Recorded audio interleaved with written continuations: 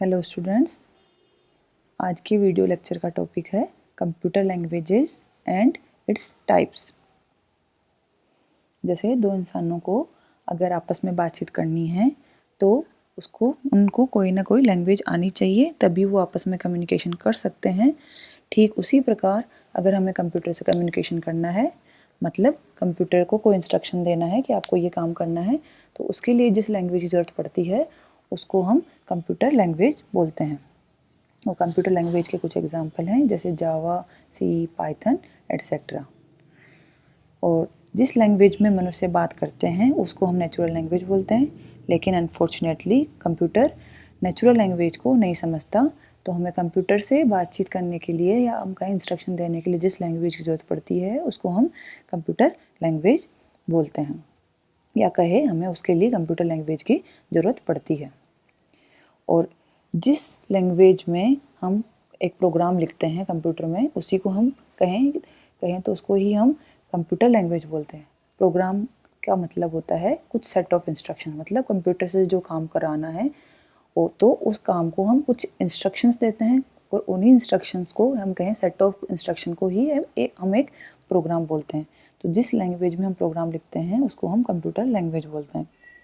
और जो computer language है उसको हम बेसिकली ब्रॉडली दो टाइप से में डिवाइड कर सकते हैं। पहली है लो लेवल लैंग्वेज और सेकंड है हाई लेवल लैंग्वेज।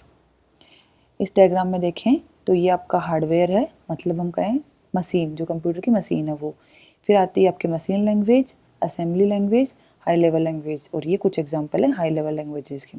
तो आपकी जो है असेंबली लैंग्वेज और जो मशीन लैंग्वेज है वो लो लेवल की कैटेगरी में आती है, और ये फोर्ट्रॉन सी वगैरह हैं, बाद में जो लैंग्वेजेस आई हैं वो हाई लेवल लैंग्वेज की कैटेगरी में आती है। यहाँ हार्डवेयर से कंफ्यूज नहीं होना है, हार्डवेयर कोई लैंग्वेज नहीं है। हार्डवेयर यहाँ पे मशीन को रेफ़र करने के लिए, मतलब कंप्यूटर को रेफ़र करने के लिए।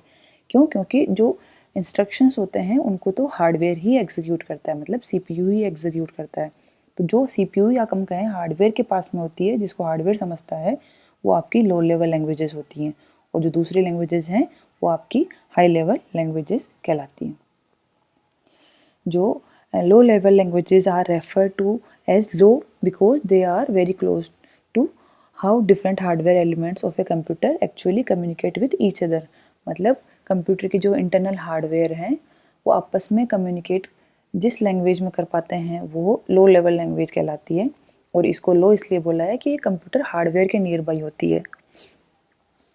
और जो लो लेवल लैंग्वेजेस होती हैं वो मशीन ओरिएंटेड होती हैं, और इनको समझने के लिए हमें कंप्यूटर हार्डवेयर और इसके कॉन्फ़िगरेशन का एक्सटेंसिव नॉलेज होना चाहिए, मतलब बहुत अच्छा नॉलेज होना चाहिए लो लेवल लैंग्वेज में कुछ काम करने के लिए। लो लेवल लैंग्वेजेस को बेसिकली ह्यूमन जल्दी से अंडरस्टैंड नहीं कर सकता। जो लो लेवल लैंग्वेजेस हैं उसको भी हमने दो कैटेगरी में डिवाइड किया है, एक है मशीन लेवल लैंग्वेज और सेकंड है असेंबली लैंग्वेज। तो पहली आती है, इसको भी हम वन बाय वन देखते हैं। तो पहली है मशीन लैंग्वेज। जो मशीन लैंग्वेज है इसको हम मशीन कोड भी बोलते हैं, और is the only language that is directly understood by the computer and it does not need to be translated. मतलब यही सिर्फ एक ऐसी लैंग्वेज है मशीन लैंग्वेज जिसको कंप्यूटर डायरेक्टली समझता है, और इसके लिए हमें कोई ट्रांसलेशन की ज़रूरत नहीं होती। मतलब जैसे अगर दो इंसानों को आपस में कम्युनिकेट करना है, एक को हिंदी आती है और एक को इंग्लिश आती है, तो वो कम्युनिकेशन नहीं कर पाते। तो उनको अगर आपस में कम्युनिकेट करना है तो एक ऐसा इंसान उनको चाहिए जो हिंदी और इंग्लिश जानता है। तो मतलब उसने जो बीच में जो थर्ड पर्सन है वो ट्रांसलेटर का काम करेगा, कि अगर मैं जो हिंदी जानता है अगर वो हिंदी बोलेगा और सामने वाले को समझाना है तो ट्रांसलेटर उसको इंग्लिश में कन्वर्ट करके सामने वाले को बताएगा। तो ऐसे ही जो मशीन लैंग्वेज है उसको ट्रांसलेशन की ज़रूरत नहीं है, क्योंकि ये डायरेक्ट मशीन के द्वारा अंडरस्टेबल होती है। जबकि जो और लैंग्वेजेस हैं उनको कंप्यूटर डायरेक्टली नहीं समझता, सिर्फ मशीन लैंग्वेज को समझता है। आगे जो हम लैंग्वेजेस पढ़ेंगे उनको डायरेक्ट नहीं समझता, उसके लिए हमें एक ट्रांसलेटर की ज़रूरत पड़ती है। और जो मशीन लैंग्वेज है उसमें जितने भी इंस्ट्रक्शंस हैं वो बाइनरी फॉर्म में होते हैं। बाइनरी फॉर्म का मतलब है जीरोस या वन की फॉर्मेट में होता है। जो भी हमें कुछ लिखना है या तो वो जीरो और वन की फॉर्मेट में ही होगा। जैसे एग्जांपल के लिए अगर हमें 120 लिखना है कंप्यूटर के अंदर, तो वो बाइनरी सिस्टम में ये 1111 000 के द्वारा रिप्रेजेंट किया जाता है। मतलब पहले 120 को हमें बाइनरी में कन्वर्ट करना पड़ेगा, तभी उसको कंप्यूटर समझता है। तो जो ये लैंग्वेज है मशीन लैंग्वेज, वो बहुत ही डिफ़िकल्ट होती है याद रखने के लिहाज से, इंसानों के लिए स्पेशली। और इसमें जो हम कंप्यूटर को इंस्ट्रक्शंस देते हैं उसको हमने दो पार्ट्स में डिवाइड किया है। एक होता है ऑप कोड या हम कहें ऑपरेशन कोड, एक होता है ऑपरेंड। जो ऑप कोड होता है वो कंप्यूटर को बताता है कि उसको क्या ऑपरेशन परफॉर्म करना है, और ऑपरेंड वो मेमोरी एड्रेस है जहाँ पे कोई डेटा रखा है, मतलब किस डेटा पे वो ऑपरेशन परफॉर्म करना है। तो operand tells the address of data on which the operation is to be performed. जिस डेटा पे हमें ऑपरेशन परफॉर्म करना है उसका एड्रेस कौन बताता है, ये वाला पार्ट, ऑपरेंड वाला सेक्शन। तो यहाँ पे दो पार्ट में हो गया ऑप कोड कि हमें क्या काम करना है ये बताएगा, और ऑपरेंड होता है वो क्या होता है कि किस मेमोरी लोकेशन पे जो वो मेमोरी लोकेशन का नाम बताएगा जिस पे डेटा स्टोर है। इसके एडवांटेजेस क्या हैं, ये बहुत ही फास्ट होती है। क्यों? क्योंकि इसको कंप्यूटर डायरेक्टली समझ जाता है, इसके लिए कोई ट्रांसलेटर की ज़रूरत आपको नहीं पड़ती। लेकिन इसकी कुछ लिमिटेशंस भी हैं, ये मशीन डिपेंडेंट होती है। मशीन डिपेंडेंट का मतलब है कि अगर मैंने एक कंप्यूटर पे कोई प्रोग्राम लिखा है तो सेम प्रोग्राम दूसरे कंप्यूटर पे नहीं चलेगा, मतलब वो मशीन डिपेंडेंट है। उसके लिए हमें दूसरे पीसी पे अगर हमें प्रोग्राम रन करना है तो उसके लिए हमें अलग प्रोग्राम लिखना पड़ेगा। और इसमें जो प्रोग्राम लिखना होता है वो बहुत ही डिफ़िकल्ट होता है, क्योंकि सब कुछ 0101 की फॉर्मेट में लिखना होता है।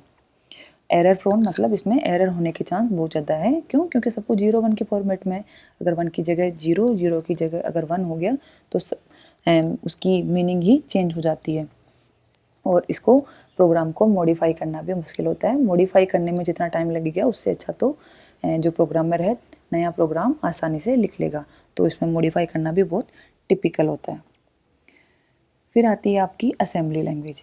जो असेंबली लैंग्वेज है वो भी क्या है, लो लेवल लैंग्वेज है। और असेंबली लैंग्वेज जो मशीन लैंग्वेज में कुछ इनकन्वीनियंस थे उनको दूर करने के लिए बनाई गई थी। तो इसमें इन मशीन लैंग्वेज में मेजर जो इनकन्वीनियंस ये था कि सब कुछ 01 के फॉर्मेट में था, और 01 के फॉर्मेट में कुछ भी याद रख पाना या सब कुछ याद रख पाना बहुत ही मुश्किल काम था। तो इसमें हमने क्या किया, सब कुछ 01 में याद रखने की ज़रूरत नहीं है। जो 01 था उसको हमने अल्फ़ा न्यूमेरिक सिंबल से रिप्लेस कर दिया। मतलब कुछ काम करना है तो उसके लिए हम अल्फ़ा न्यूमेरिकल सिंबल्स में ही उसको इंस्ट्रक्शन देते थे, और उन अल्फ़ा न्यूमेरिक सिंबल्स को हम न्यूमेनिक्स बोलते हैं। जो न्यूमेनिक्स होते हैं वो भी दो पार्ट्स में होते हैं। जो मतलब जो न्यूमेनिक्स दिए जाते हैं वो दो पार्ट में दिए जाते हैं। जो फर्स्ट पार्ट होता है जैसे ऊपर देखा था वो होता है ऑप कोड, और सेकंड होता है ऑपरेंड। तो मतलब ऑप कोड ये बताएगा कि क्या इंस्ट्रक्शन या कहें क्या काम परफॉर्म करना है, और सेकंड किस डेटा पे परफॉर्म करना है। जैसे 2 नंबर को मुझे ऐड करना है तो सिंपली जैसे मैंने लिखा ऐड ए और बी, मतलब ए में जो डेटा है उसको और बी में जो डेटा लिखा हुआ है उसको आपस में क्या करना है, ऐड। तो ये मशीन लैंग्वेज के कंपैरिजन में आसान हो गया, और यही क्या कहलाया आपका न्यूमेनिक्स। जैसे ऐड के लिए भी अगर मशीन लैंग्वेज की हम बात करें तो उसमें एडिशन के लिए भी जो कोड होता है वो 1010 के फॉर्मेट में होता है, और अगर ए में कोई डेटा रखा हुआ है तो वो भी 10 के फॉर्मेट में होता, और बी में लिखा हुआ है वो भी 10 के फॉर्मेट में होता। तो मशीन लैंग्वेज में सब कुछ 101 के फॉर्मेट में होता है, और उसको याद रखना टिपिकल था। जबकि असेंबली लैंग्वेज में आपने डायरेक्ट लिख दिया ए, ऐड ए और बी, और आपको उसके एड्रेस में कहाँ रखा है उसके बारे में भी याद रखने की कोई ज़रूरत नहीं है। तो उसके कंपैरिजन में आपकी असेंबली लैंग्वेज ह्यूमंस के लिए आसान हो गई। Due to the use of short codes, programmers do not require remembering bit patterns, which is a very tedious task. ये इन शॉर्ट नोट्स मतलब न्यूमेनिक्स की वजह से प्रोग्रामर्स को जो वो बिट पैटर्न याद रखना था 0101 वाला, वो याद रखने की ज़रूरत नहीं है, क्योंकि वो बहुत ही टिपिकल टास्क था, उसको हमने न्यूमेनिक्स से रिप्लेस कर दिया। लेकिन यहाँ पे क्या होता है, जो असेंबली लैंग्वेज है उसको मशीन नहीं समझती। क्यों? क्योंकि मशीन तो सिर्फ बाइनरी लैंग्वेज में या मैं कहूँ 01 के फॉर्मेट में जो लिखा है वही समझती है। तो यहाँ पे हमें एक ट्रांसलेटर की ज़रूरत पड़ती है। जैसे अभी मैंने बताया था कि अगर दो इंसानों को आपस में बातचीत करनी है तो सेम लैंग्वेज आनी चाहिए, अगर नहीं आती तो बीच में लैंग्वेज ट्रांसलेटर चाहिए। ठीक उसी प्रकार असेंबली लैंग्वेज को कंप्यूटर नहीं समझता, वो सिर्फ मशीन लैंग्वेज को समझता है। तो यहाँ पे हमें एक ट्रांसलेटर की ज़रूरत पड़ती है। तो पहले जो असेंबली लैंग्वेज में आपने प्रोग्राम लिखा है पहले वो मशीन लैंग्वेज में कन्वर्ट होगा, और उसी के बाद में वो उसको मशीन एग्जीक्यूट कर पाएगी। और इसके लिए जो लैंग्वेज ट्रांसलेटर होता है उसको हम क्या बोलते हैं, असेंबलर। जो असेंबली लैंग्वेज हैं उसके एडवांटेजेस हम देख लेते हैं। ये क्या है, easier to understand and use.